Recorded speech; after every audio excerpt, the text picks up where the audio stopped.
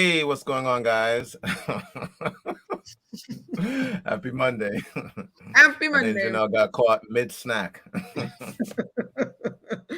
True story. Oh, man. Welcome in, guys, to another Monday Rundown. Excited to be on here with you guys again to dive into another scintillating topic. Yeah, and if this is your first time, uh-oh, did I get paused? Now I'm choking. No, it's okay. All right, take your time. Take your time, girl. All right, guys. So if this is your first time with us, welcome into the conversation. Welcome into Say That Nation. What we do here on our Monday Rundowns is have conversations around the overall topic of life. We, on our Wednesday show, if you guys catch us there, we have our conversations around entrepreneurship, business, different type of business models. But here on the Monday Rundown, we actually like to broaden the conversation, introduce different things that are going on in your lives and in our lives. And so today we're excited to dive into another one of those amazing conversations. So let's jump into today's question without any further ado, and we can jump into bing. Is monogamy good for society? There we go. I threw it on the bottom instead. Okay. While Jay catches herself, I will. You're good? This is what happens when you snack on nuts and then it gets caught in the wrong pipe. Oh, wow. Are you okay? I'm fine. I'll be fine. Everything's fine. Take your time. All right, so I'll answer while you get it. All right, so is monogamy good for society? As a whole, and it's funny because we're in one of the Earn Your Leisure videos, and I got to learn those guys' names. I remember the statement he made when he said a family is a wealth hack. And that really stood out to me. And he was from the perspective, and definitely we'll, go check out that episode. And we'll tag it to this one at the end. But in there, he was kind of essentially alluding to the fact that with a two income household, obviously the family can do more, whether it's investing with some extra income, just being the lifestyle that they're able to sustain because of a two family income. And so from that perspective, I'm going to say yes. I think monogamy, where people are looking to build families, build and secure income by creating a family structure is definitely something that's positive for society. I agree with that. I definitely thought about that as well in terms of two incomes coming in, creating wealth for the family. Devil's advocate's way of looking at this, I was thinking I'm sure there's a ton of people on here who would see this and be like, well, men are supposed to populate the earth, and so I'm basically trying to channel. Oh, yeah, nice. Yeah. Channeling Nick Cannon. So men are supposed to populate. Oh my God, Nick Cannon. Is that what Nick Cannon is become now? The poster child for spreading seed around the world. Spreading seed around the world, right? That's the thought process. I need to procreate. I need to spread more seed. I can't. A woman can only be pregnant for 10 months at a time. So why would I wait? I could go get pregnant, get another woman pregnant. We could have multiple. We gotta. Time is short. Let's get this done, right? So, I mean, you could think of it that way, spreading seed, sure. I know that there are certain cultures and societies that do it, and they promote it being, women feel safer because they have a larger extended family taking care of all of the children. And so they don't feel like it's just them. I would like to say, as I'm saying all of these things, I also want to throw up. I personally don't agree with any of these things, but I understand that these are some of the other voices that speak when this topic comes up. So I figure I might as well voice them. So what's funny is when I think of, and I don't know enough of, because for me it still leans a lot on finances as to one of the reasons as to why you'd want to introduce, outside of monogamy, why someone would want to introduce, multiple partners. But I think in my mind, I understand it from the construct of I would have to pay out money to somebody who I'm in an outside relationship with because I'm lying and I'm having to hide what I'm doing, as opposed to, multiple women being, I guess, with one guy and they all pool their resources. But I don't see it happening that way. But that's why I said I'm ignorant. So I don't know what happens in a polyamorous relationship financially, because the emotional side of it, from again, just speaking from a position of I've never experienced it, I don't know how you'd have so much to give to multiple people when focusing on one relationship. At times can seem like I only I only have but so much to give to one person. So can you imagine having 3 or 4 wives that are looking and demand, asking things of you? It's like, how do I give to all of you? So from a position of just ignorance, I don't even know how something like that works. But obviously it's something that's out in the world, right? And it is, to your point, societally, if you're raised in a certain culture, it's the norm. And I would say are people who are trying to bring it forth into culture and make it a thing. And the women who are a part of that say like, oh, it's great. Like, because guess Sister what? wives. Yeah, it's kind of sister wives stuff. Yeah, They're yeah. also bringing in income again. It like the income Mhm. serves everybody. And guess what? I don't have to satisfy his needs all the time because the other sister wife can then satisfy his needs. Yeah. So like there's a kind of like a sharing of that. From the man's point of view, how do you provide for the For that needs of many all of people. these Yeah. women? How do you give your heart and emotion, like your emotion, your time, your energy? Good question. I'm not so certain, but it is out. People are apparently out there getting it done. John's like, it's a real thing, folks. So don't take our word for it. They out there if you're looking for them. But guys, it's not just let's actually take a listen to what Louise Perry has to say on the topic. And again, you guys can join in the comments below. Let us know your opinion. Do you think monogamy is good for society as a whole? And let's dive into today's video. I was like, they are out there, folks. Trust us.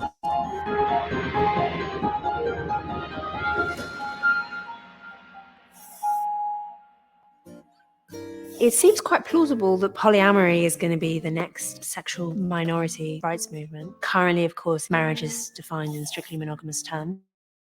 And there are some polyamorous who said that this is unjust and that their relationships should be legally acknowledged in the same way that monogamous people's relationships are acknowledged.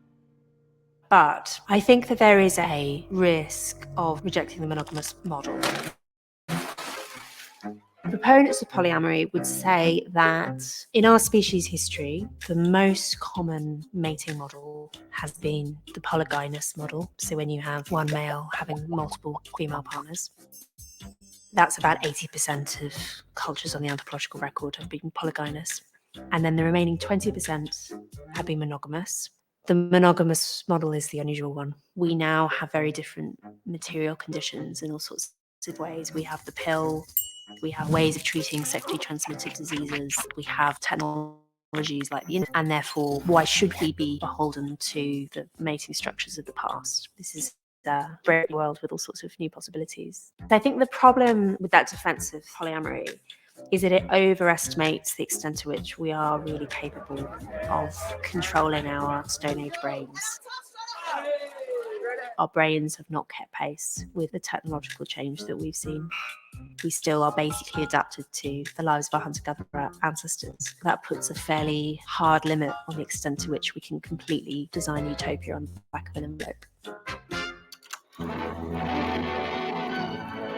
Salt Lake City, Utah, and the home of Dr. R.C. Allred, fundamentalist believer in plural marriage, the practice and preachment of polygamy.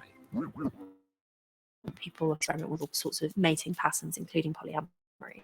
For some individuals, that's good. In terms of the whole society, though, women and children in particular, the monogamous system is much preferable for all of its flaws. Monogamous America waits for the answer to the question, how many wives? Monogamy makes societies more stable, more peaceful, more prosperous. You can compare this quite directly by looking at certain countries which have both monogamous and polygynous systems operating in tandem. And you can see that there are these differences.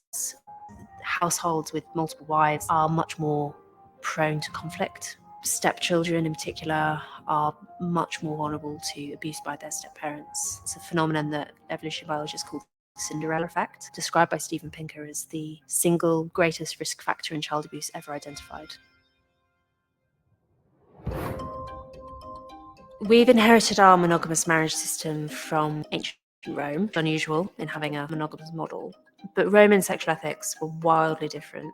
Roman culture, including sexual culture, was fairly cruel and shocking.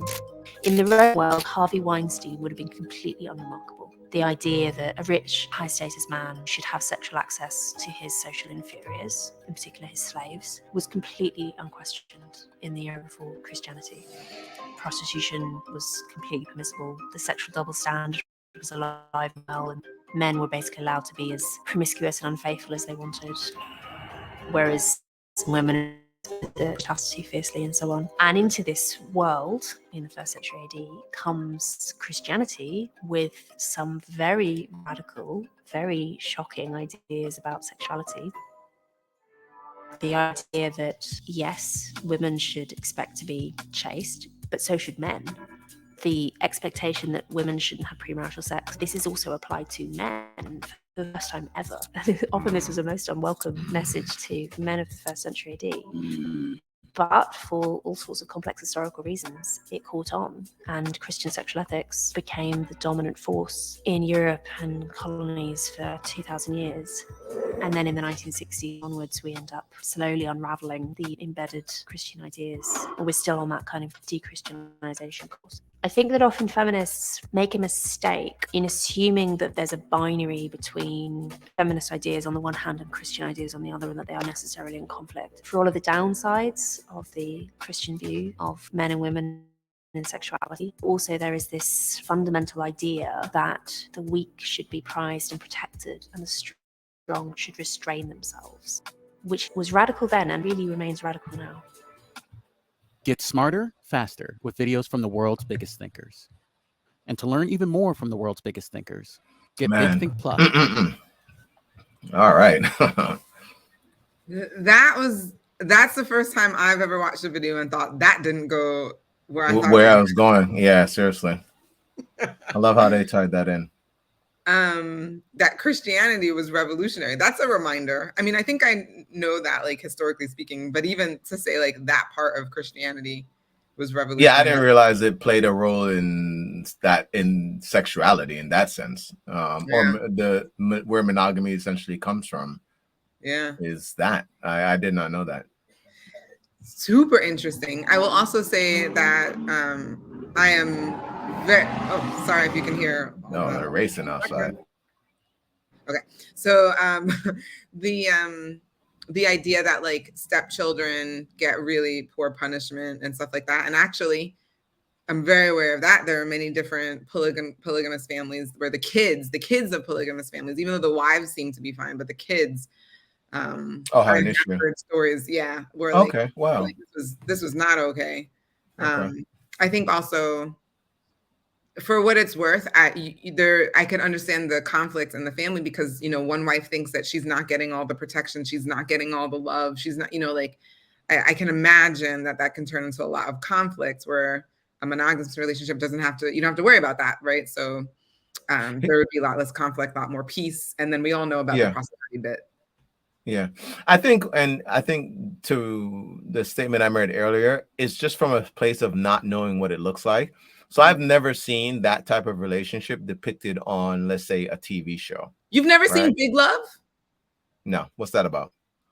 It's an HBO series about a polygamous family out in Utah. Although the state of Utah has made polygamous marriages unlawful, but the Mormon faith, there are some people who stick very strongly to the Mormon faith and have multiple wives. And so it was this Mormon family and how to live a polygamous as a polygamous family in a world, like a modern world where polygamous marriages are not legal. So they were doing it like illegally, but like they put a very real spin on what this looks like. The good, the bad, and the ugly, like all of it was kind of like a full display. They humanized the experience a lot. I think for a lot of people, they probably went into this thinking it was going to be awful, but there was definitely a lot of humanism involved. And so I would highly recommend it for anybody. Big Love, HBO. So I'll definitely check that out. And it's good to know that, because then what I was thinking is, I grew up watching, Fresh Prince of Bel-Air, just families that were set, Cosby's, Family Matters, and so on. I could even go to different cultures, and how their family structures were set up. And so I never saw that growing up. So that's not what was modeled for me. And I know we spend a lot, we talk about that a lot on the show, about what's modeled. So let's say Big Love was the normal show, like family structures on shows we watched. I wonder how much easier it would be for us to accept that. You know what I mean? Now that I'm understanding how Christianity played a role in those things, a lot of the shows, I'm assuming that's where that structures come up. Because then they could have obviously shown, if 80% of the world is doing polyamorous, or I don't know, let me be careful what I'm saying, because it wasn't 80% of the world's doing it that way. But I guess the structure of cultures, 80% of the world is set up where polyamorous relationships are the way that they were designed.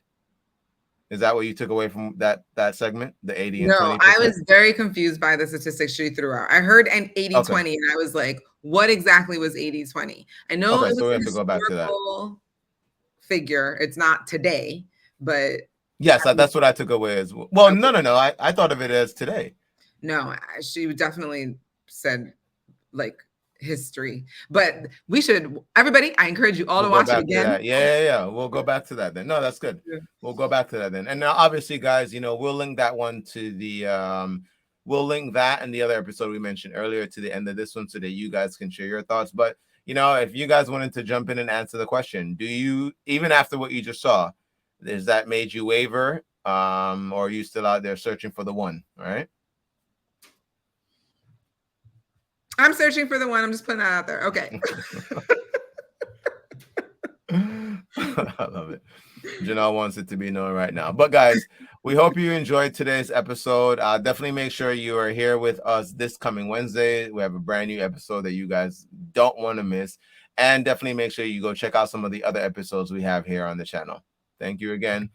But until always, there we go. remember, remember, you deserve a good life. Say that. We'll see you guys soon.